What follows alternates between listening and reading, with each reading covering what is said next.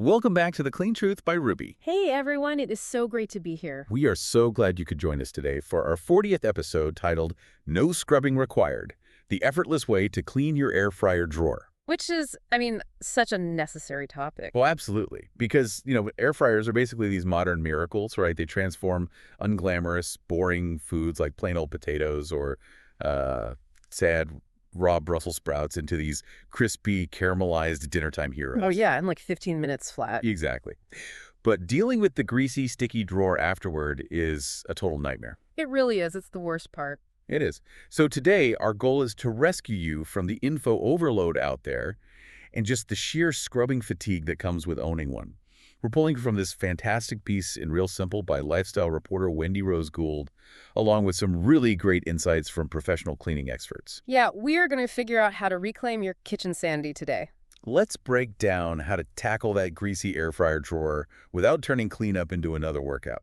I love that because honestly, before we can even talk about cleaning it effortlessly, we have to look at the anatomy of the mess itself. Right. We have to understand why this specific appliance gets so uniquely, stubbornly filthy compared to, say, a regular oven or a pan on the stovetop. Well, see, that's the part that always gets me.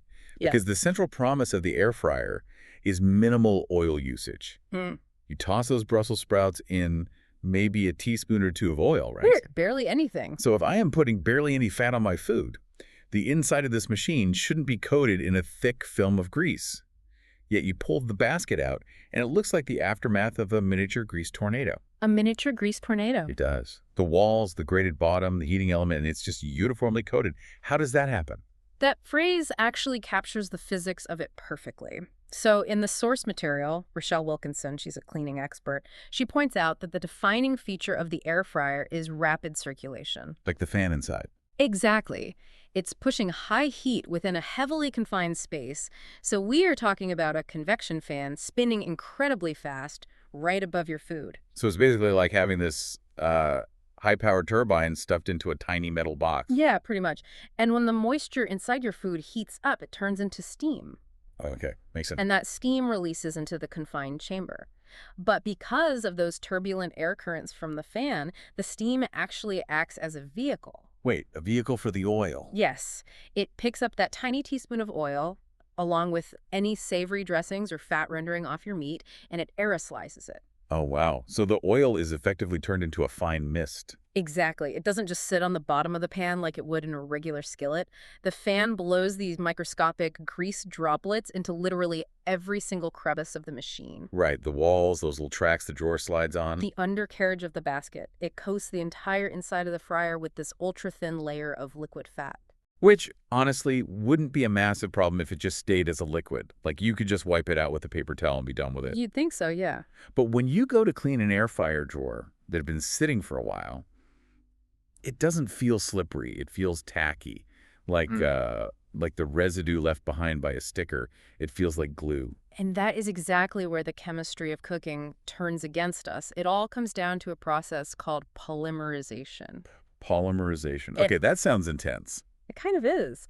Extra oil, high heat, and long cook times create this perfect chemical storm. You see, cooking oils are made of triglycerides, which have these fatty acid chains. Okay, I'm with you. When subjected to the intense circulating heat of the air fryer over and over, the chemical bonds in those fatty acids actually break and then reform. They cross-link with one another. So instead of remaining as, like, individual slippery liquid molecules, the heat forces them to hold hands and bond together. Yes, beautifully put. They form this microscopic plastic net over the entire basket. The oil literally changes its molecular structure from a liquid fat into a synthetic polymer. Wait, really? So we are accidentally manufacturing a layer of plastic right inside the cooking drawer? Basically, yeah, you are baking a synthetic resin onto the walls of your appliance. Oh, that sounds awful. It is. And letting the drawer sit and cool down on the counter while you eat dinner. Which we all do. Right, we all do it. But that allows that newly formed polymer net to harden. And if this residue isn't cleaned completely before the next use, the problem compounds. Because the next time you turn it on, you're aerosolizing a fresh layer of oil over the old net. Exactly. And then you bake that new layer into plastic too. Oh my gosh. So you end up creating these, like, geological layers of sticky grease. Yeah, that become impossibly difficult to remove, which really highlights the danger of waiting. So if you are the kind of person who finishes cooking, plates the food, and just shoves the greasy drawer back into the machine to deal with later, you are actively participating in this polymerization process. You are setting yourself up for an incredibly frustrating cleaning experience, that's for sure. Okay, so now that we know we are dealing with aerosolized, polymerized grease layers and not just wet oil, how do we break that net? Because I'll be honest with you, Yeah. my immediate visceral instinct when I see a really tough baked-on mess is to grab something abrasive. Oh, no. I know. But I just want to grab a magic eraser or a padded steel wool, roll up my sleeves, and just scrub it until it's gone. I get the impulse. I really do. It feels like you're taking decisive action. Hmm. But looking at the maintenance protocols in our sources, doing that is a fatal error for an air fryer. Really? Why is it so bad? Well, physical friction is the absolute worst approach here. Using harsh scrubbers like steel wool or, a magic eraser, which is essentially just micro sandpaper, it will violently strip away the nonstick coating inside the drawer. Right, because most of these baskets are coated in PTFE, like Teflon, Yeah. or a ceramic alternative. Exactly. Those coatings are designed to be frictionless, but they're also relatively soft. Once that coating is scratched, you lose the nonstick properties forever. Which defeats the whole purpose of the appliance. Completely. But it's actually worse than that. You are actively creating microscopic valleys and jagged edges in the metal when you scratch it. Oh, so you are essentially installing Velcro for the grease. Yes. By scratching the surface, you give the aerosolized oil and food particles deeper crevices to grip onto during the next cook. Meaning you're just guaranteeing that every future cleanup will be harder than the last. Exactly. Now, checking your specific appliance manufacturer's cleaning instructions is critical before you do anything. But abrasives are universally recognized as a massive red flag. Because you simply cannot scrape off a plasticized oil net without scraping off the nonstick coating underneath it. You just can't. Okay, so if physical friction destroys the coating and we can't scrape it off, we have to dissolve it chemically. But how do we do that without using harsh industrial toxins in the same place we prepare our food? That's the magic question. And Wendy Rose Gould's fail-proof method in that real simple article relies on what she calls bringing in the big dogs for caked-on grease. The big dogs, I like that. What are they? It's just 4 very accessible things: boiled water, degreasing dish soap, baking soda, and thyme. That's it. That sounds too easy. It is brilliant because it's letting basic chemistry do the heavy lifting rather than your biceps. So the thermodynamics are the first step.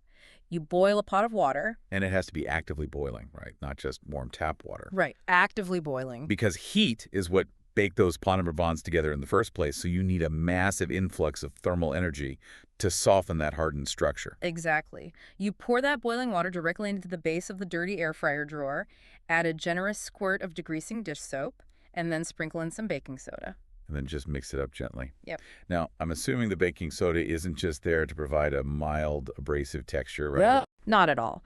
Baking soda is sodium bicarbonate, which is highly alkaline. And food grease and those oil polymers tend to be slightly acidic. Exactly. So when we introduce a strong alkaline powder to that acidic, stubborn grease in a hot water bath, we trigger a mild saponification process. Saponification. So the baking soda acts as like a pair of chemical scissors. Yes, actively cutting the bonds of that plastic net and converting the fatty acids into a crude form of water-soluble soap.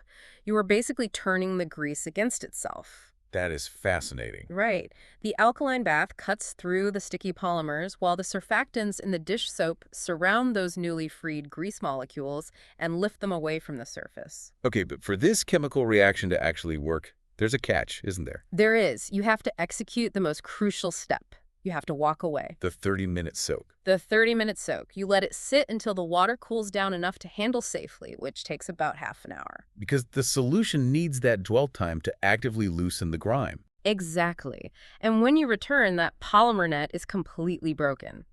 All you need to do is gently wipe the surface with a soft sponge or a standard dish brush. So no excessive elbow grease required. None. The grime should slide right off, and then you just rinse the drawer thoroughly and dry it. Okay, but people might be thinking right now, What's that? what if you go through this entire soaking process, you pour out the murky water, the major chunks are gone. But there is still this thin, tacky film left on the plastic trim or the outer edges. Ah, yes. Claudia Meneses, the CEO of Avanti Green Eco Cleaning, actually provides a brilliant pro tip for this exact scenario. She suggests bringing white vinegar into the mix. Which introduces a really interesting contradiction, if you think about it. How so? Well, we just used alkaline baking soda to cut the structural polymers. Why are we suddenly switching to a highly acidic substance like vinegar? That is a great question. The baking soda was necessary to break the hardened baked-on bonds inside the high heat chamber.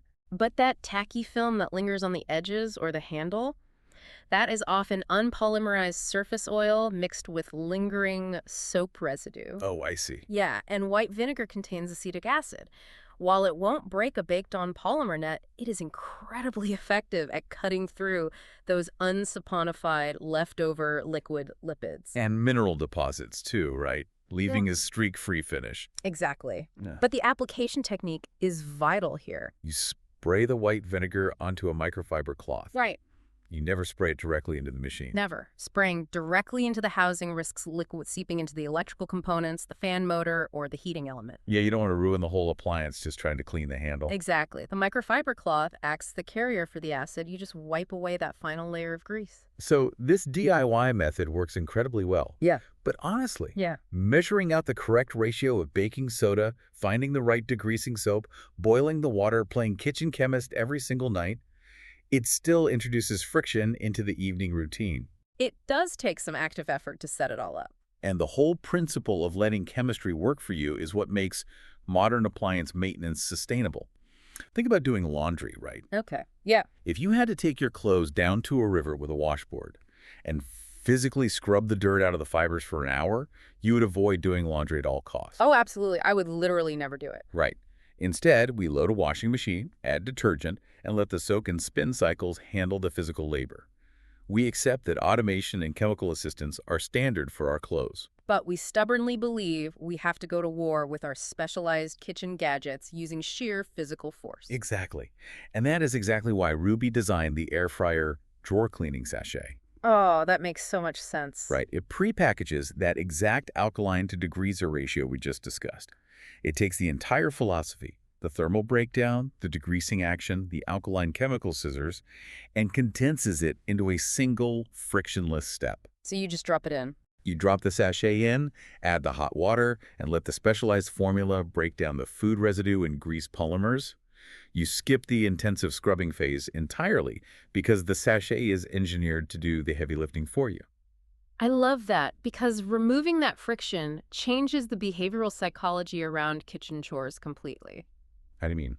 Well, why do we procrastinate on cleaning the air fryer? We put it off because we associate the task with a high cost of physical energy and time. We dread the scrubbing. We really do. But when a chore takes less time and requires drastically less physical effort, like simply dropping in a sachet and adding water, you are far more likely to do it consistently. Which perfectly aligns with Wendy Rose Gould's observation in the Real Simple article.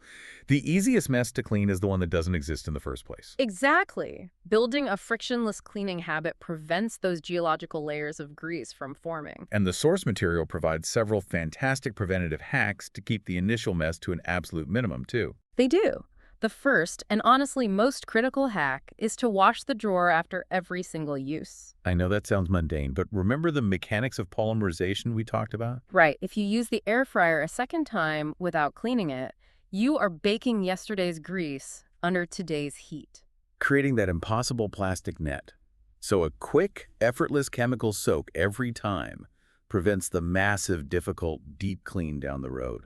The article also advocates for controlling the mess before it even touches the metal. Oh, by using inserts. Yes, paper liners. You place them in the bottom of the basket before you add the food, and they absorb a massive amount of the excess grease and rendered animal fats. And when dinner is done, you literally just toss the paper liner in the trash, leaving only a minor residue on the basket itself. It's so easy. And controlling the source of the grease is just as important. The more oil you pour directly into the basket, the more oil gets aerosolized by the convection fan. So what's a better way to do it? A superior technique is to toss your food in a separate mixing bowl first. Give it a light drizzle of oil, ensure it is evenly coated, and then transfer the food to the air fryer. So you achieve the crispy texture without introducing free-flowing oil into the wind tunnel of the appliance. Exactly. And honestly, the type of oil you choose for that light coating plays a massive role in how difficult the cleanup will be later. Right, because olive oil is sort of the default for most home cooks, but it actually presents a major chemical disadvantage in an air fryer. It really does. Olive oil has a relatively low smoke point.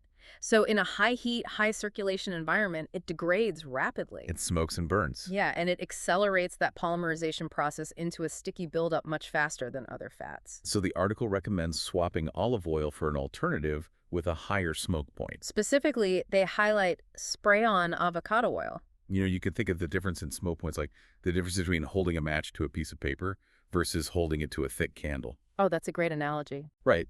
The paper, like the olive oil, instantly catches fire, burns, and leaves behind a scorched, carbonized mess.